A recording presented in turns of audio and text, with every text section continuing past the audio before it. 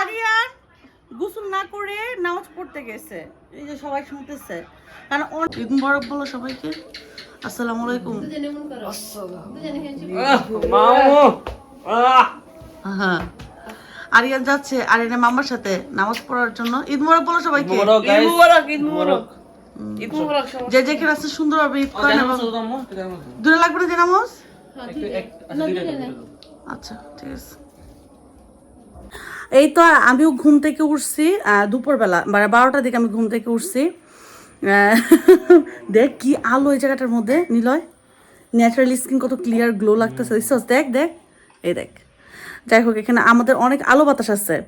মানে এই বাড়িটা যখন আমাদের করছিল তখন এখানে কোনো বাড়িঘর ছিল না, পুরো দুই পাশে আমায় হইতো না আম্মু, দুই পাশে অনেক বন ছিল না, মানে ল্যান্ড খালি জায়গা ছিল না এখানে সব।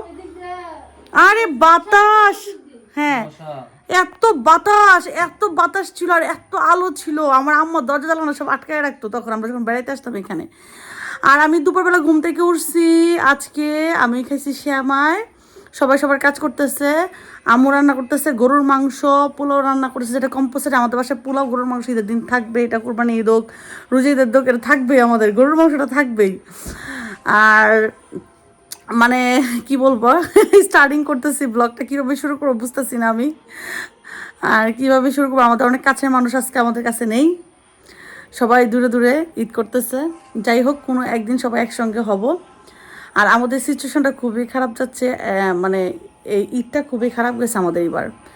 তো কোনো একদিন এই বছরটায় কি এই 2 বছরের 2টা ঈদই মোটামুটি ভালো যায় নাই, খুবই খারাপ গেছে আমাদের। ইনশাল্লাহ কোনো একদিন ভালো যাবে।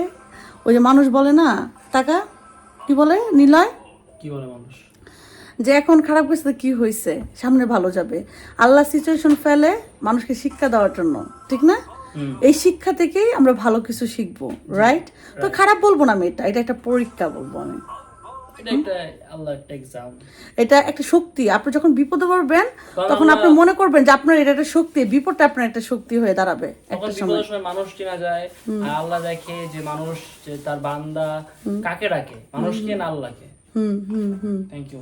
আর আমাদের বাসায় যে আরেকজন কাজ করতেছে, আমি বলছি আজকে তুমি গোসল টোসল করে তুমি আজকে শাড়ি পরবা, আম্মুরে বলছি। সারাক্ষণ সে এমনি থাকে, তার পায়ের নিচে বালু পড়লে তার মাথা নষ্ট হয়ে যায়, সে সারাদিনই ঘর ঝাড়ু দিতে থাকে।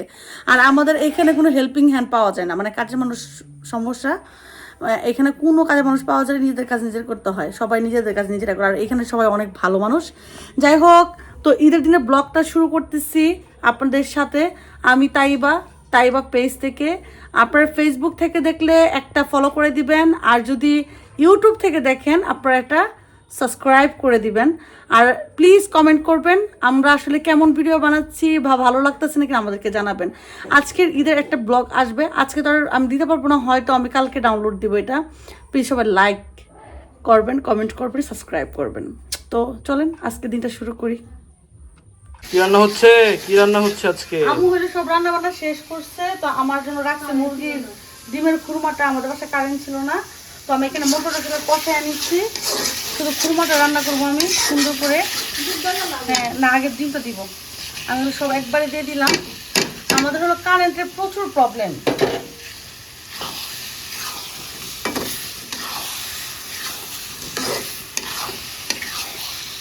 একটা রান্না আম্মু সবসময় জন্য রাখে, এই রান্নাটা রাখে না আম্মু সবসময় জন্য।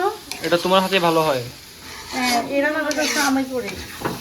হ্যাঁ দিব, এখানে আমি দুধ দিয়ে দিব। এটা ভালো করে কষানো হয়ে গেছে। না না, এত দুধ দেবো, ঘোড়া দুধ আছে, এত দুধ দেওয়া যাবে না, সব হাই প্রোটিন টাইপের খাবার। আমি এখানে পানি না দিয়ে আমি দুধটা দিয়ে দিলাম। এটা হলো গরুর দুধ, ফ্রিজে এনে রাখে আম্মা। 3 কেজি 4 কেজি 5 কেজি এরকম করে রাখে, পরে আমরা আমাদের খাওয়া হয় আর কি।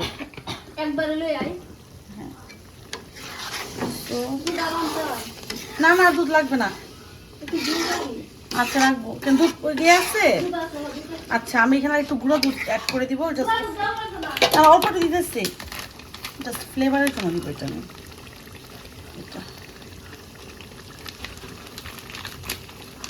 গুঁড়ো দুধটা দিব ফ্লেভারের জন্য, জাস্ট।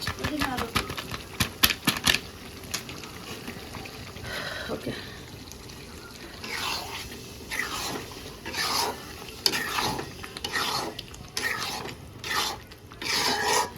কেমন দিব?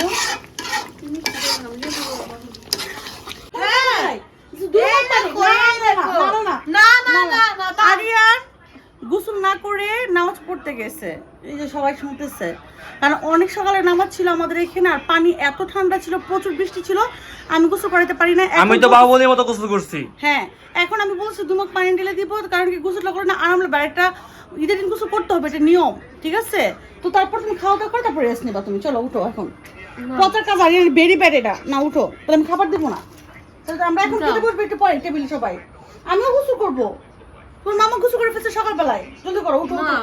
আরিয়ান উঠতে বলছে, আমি গ্রাম থেকে চলে যাবো, তাহলে এরকম করে চলো চলে যাও, আমার কোনো সমস্যা নেই। হ্যাঁ তুমি জলদি আসো, তুমি 5 মিনিটের মধ্যে জলদি আসবে। ওই গাছের মধ্যে প্রচুর আম হয়েছে, আমি চশমা দিয়ে দেখছি। আল্লাহ তোমার চোখে দেখো না, তুমি দুনিয়ার আম ওই গাছের মধ্যে। হ্যাঁ পাতার ভিতরে পাকে নাই, পাকবে। ভাই লাইটটা পাইছি আজকে, কিন্তু আমের চাষে দিব না। সাদা এত মজা হবে পাকলে, এটা চোখে চোখে রাখবে, পাইরো না। না না খাবে না। আরিয়ান কি লাগবে বাবা বলো তো? মাংস। হ্যাঁ অবশ্যই গরম মশলা, ডিমের কুমাটা নাও।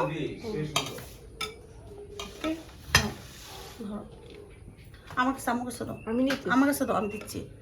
তুমি নিতে পারবা না, আমি দিয়ে দিচ্ছি। না এটা খেয়ে তারপর তুমি গরুর মাংস নাও, তোমার যা লাগে তুমি নাও, নিয়ে খাও যাও। ওকে। আর তুই বসবি না? পরে তুমি জানো আরিয়ান সালাদ নাও এখানে, আস্তে। হ্যাঁ শসা নাও, ওসব আমি খাই না। খাও। শসা খাও না? তা আমি খাই। কাঁচা লাগবো, খাও। খাও।